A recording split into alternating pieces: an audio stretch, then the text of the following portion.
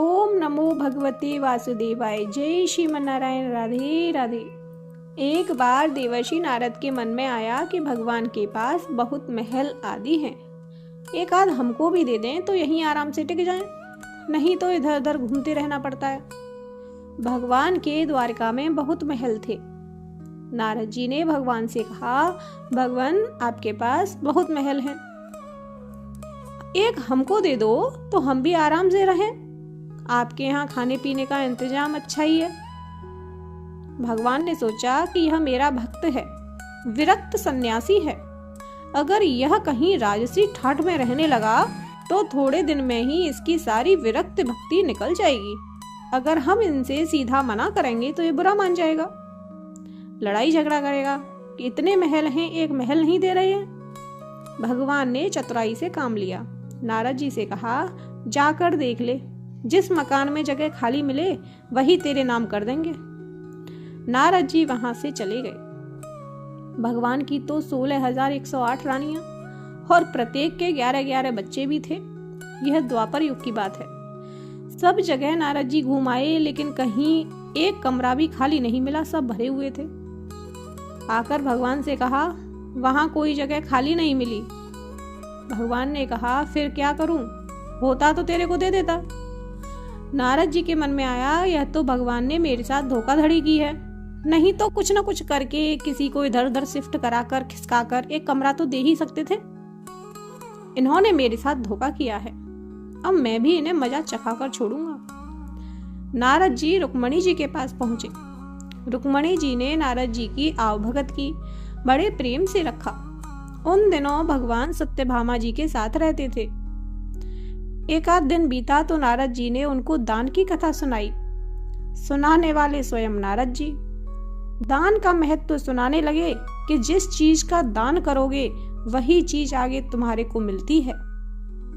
जब नारद जी ने देखा कि यह बात रुक्मणी को जम गई है तो उनसे पूछा, आपको सबसे ज्यादा प्यार किससे है?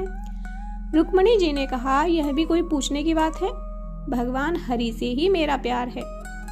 कहने लगे, फिर आपकी यही इच्छा होगी कि अगले जन्म में तुम्हें वे ही मिले? रुक्मणी जी बोली, इच्छा तो यही है। नारद जी ने कहा, अच्छा इच्छा है तो फिर दान कर दो, नहीं तो नहीं मिलेंगे। आपकी सौतन भी बहुत हैं और उनमें से किसी ने पहले दान कर दिया तो उन्हें मिल जाएंगे, इसीलिए दूसरे करें, इससे पहले आप ही कर दें। रुक्मणी जी को बात जच गई कि जन्म जन्म में भगवान मिले तो दान कर देना चाहिए। रुक्मणी जी से नारद जी ने संकल्प करा लिया। अब क्या था, नारद जी का काम बन गया। वहां से सीधे सत्यभामा जी के महल में पहुंच गए और भगवान से कहा, उठाओ कमंडल और चलो मेरे साथ। भगवान ने कहा, कहाँ चलना है, बात क्या हुई है? नारद जी ने कहा, बात कुछ नहीं, आपको मैंने दान में ले लिया है, आपने एक कोठरी भी नहीं दी तो मैं अब आपको भी बाबा बनाकर पेड़ के नीचे सुलाऊंगा। और सारी बात कह सुनाई। भगवान ने कहा, रुक्मणी ने दान तो कर दिया है, ठीक है, वह पटरानी है, उनसे मिल तो आए। भगवान ने अपने सारे गहने गांठें, रेशम के कपड़े सब खोलकर सत्यभामा जी को दे दिए और वल्कल वस्त्र पहनकर भस्मी लगाकर कमंडल लेकर वहां से चल दिए। उन्हें देखते ही रुक्मणी जी के होश उड़ गए। पूछा, हुआ क्या? भगवान ने कहा, पता नहीं, नारद कहता है कि तूने मेरे को दान में दे दिया। रुक्मणी ने कहा, लेकिन वे कपड़े गहने कहाँ गए?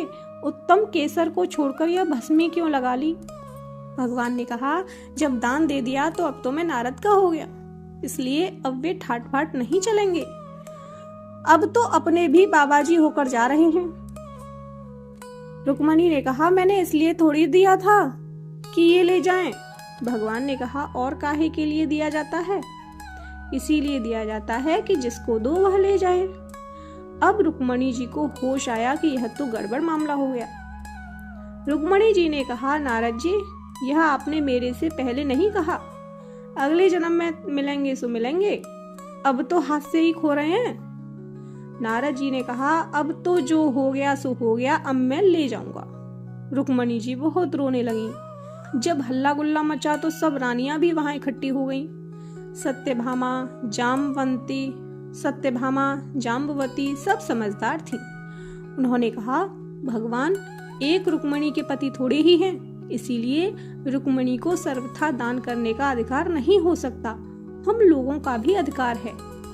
नारद जी ने सोचा यह तो घपला हो गया। कहने लगे, क्या भगवान जी के टुकड़े कराओगे? तब तो 16,108 हिस्से होंगे। रानियों ने कहा, नारद जी कुछ ढंग की बात करो। नारद जी ने विचार किया कि अपने को तो महल ही चाहिए था और यह दे नहीं रहे थे। अब मौका ठीक है, समझौते पर बात आ रही है। नारद जी ने कहा, भगवान का जितना वजन है उतने का तुला दान कर देने से भी दान मान लिया जाता है।